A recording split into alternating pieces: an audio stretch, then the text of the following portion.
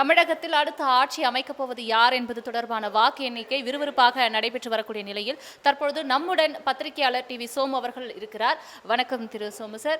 தற்பொழுது வரை டிவிக்கே மட்டுமே முன்னிலை நிலவரத்தை எட்டிட்டு வருது. அதாவது திராவிட கட்சிகளுக்கு ஒரு மாற்று சக்தியா வரலாறுலேயே இதுவரையும் ஒரு மாற்று சக்தி இந்த அளவுக்கு வாக்கு சதவீதம் இப்போது வரைய நேர நிலவரப்படி நீடித்திருக்கிறது. நீங்க எப்படி பாக்குறீங்க? நீங்க எதிர்பார்த்த மாதிரி இந்த தேர்தல் முடிவுகள் வந்துட்டு இருக்கா?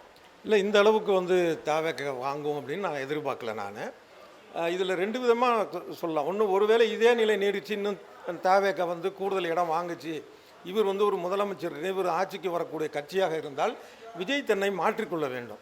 தன்னுடைய ரசிகர்களை தொடர்ந்து அவங்க பேசக்கூடிய பேச்சுக்கள், செயல்பாடுகள்லாம் பார்த்தோம், அதை மாற்றணும்.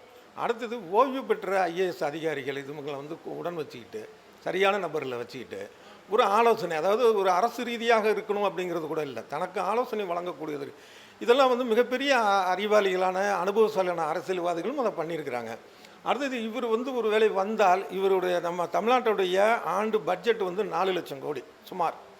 இவர் இந்த இலவச திட்டம் இதெல்லாம் நான் கணக்கு போட்டு பார்த்தேன். நான் ஒவ்வொருத்தரையும் பார்ப்பேன். அதிமுக பணம் போட்டாலும் சரி, திமுக அழிவிச்சாலும் சரி, இது கிட்டத்தட்ட 10 லட்சத்துக்கு மேலே வருது, 10 லட்சம் கோடிக்கு மேலே. இது எப்படி செய்ய போகிறாருன்னு தெரியல. இந்த மாதிரிலாம் இனிமேல் சொல்லக்கூடிய விஷயங்கள்லாம், பேசக்கூடிய விஷயங்கள்லாம் கரெக்டாக இருந்து, அதே மாதிரி பாதியில் பிரச்சாரத்தை ரத்து பண்ணுறது, இந்த மாதிரியான விஷயங்கள்லாம் ஒரு வேளை இவர் முதலமைச்சராக, இவர் கிங் மேக்கராக எம்எல்ஏவாகவே இருந்துட்டு யாரையும் முதலமைச்சராகிறாரா இல்லை இவரே வராரான்னு தெரியல. இவரே வந்தால் அதை முழுமையாக அதை செய்யணும். ஒன்று இல்லை, இன்னொரு இது பார்த்திங்கன்னா, இப்போதைய நிலவரப்படி 108 இடங்களில் தாவேக்க முன்னிலை அப்படிங்கிறது வந்திருக்குது. மீதி இடங்கள் திமுக அதிமுக வாங்கியிருக்கு. அதில் 2ல் எந்த கட்சி அதிகமாக வாங்குதோ அவங்க ஆட்சி அமைக்கட்டும். இப்போ அதிமுக அப்படின்னா அதிமுகவும் பாமகவும் சேர்ந்து ஆட்சி அமைக்கலாம். அதை திமுக கூட்டணி நிபந்தனை இல்லாமல் ஆதரிக்கலாம். உதாரணத்துக்காக சொல்கிறேன்.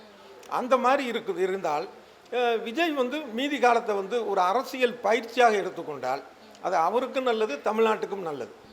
அதாவது டிவிக்கே கட்சி முதல்ல வரும்பொழுது 2வது இடத்திற்கு யார் போட்டி அப்படின்னு சொல்லிட்டு டிஎம்கே சொன்னாங்க. இப்போ டிஎம்கே அந்த 2வது இடத்த போட்டியில் இருக்கிற நிலையை நம்ம பார்த்துட்டு வரோம். டிவிக்கே முதல் இடத்துக்கு வந்திருக்காங்க. இது தொடர்பாக அவங்களோட பார்வை என்ன? இல்லை, அரசியல் ஒவ்வொரு தேர்தலுமே இந்த மாதிரியான ஒரு விஷயங்கள் நடக்கும். இப்போ 1991 96 பார்த்தீங்கன்னா ஒரு அலை, எல்லாருக்கும் அதுக்கு பெரிய கருத்து கணிப்பு நிபுணராக இருக்க வேண்டிய அவசியம் இல்லை. எல்லாருக்குமே தெரியும் இதுதான் வரும், இதுக்கு எதிர்ப்பலை இருக்குன்னு. மற்ற பல தேர்தல்களில் மக்களுடைய மனநிலை எப்படி இருக்குன்னு தெரியாது. இப்போ கருத்து கணிப்புகளை பார்த்தீங்கன்னாலே ஆளுக்கு ஒன்று சொல்கிறாங்க. அப்படி தான் இருக்குது. கருத்து கணிப்புங்கிறது அறிவியல் பூர்வமானது அல்ல. அதே பலதும் பல விதமாக வந்துட்டு இருக்கு.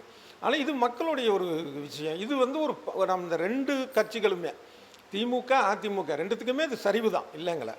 அதே நேரத்தில் ஒட்டுமொத்தமான சதவிகித அடிப்படையில் தாவேக்காவை மக்கள் ஆதரிச்சிருக்கிறாங்களா அப்படிங்கிறது தெரியல. அந்த கணக்கு நம்ம தான் வரணும்.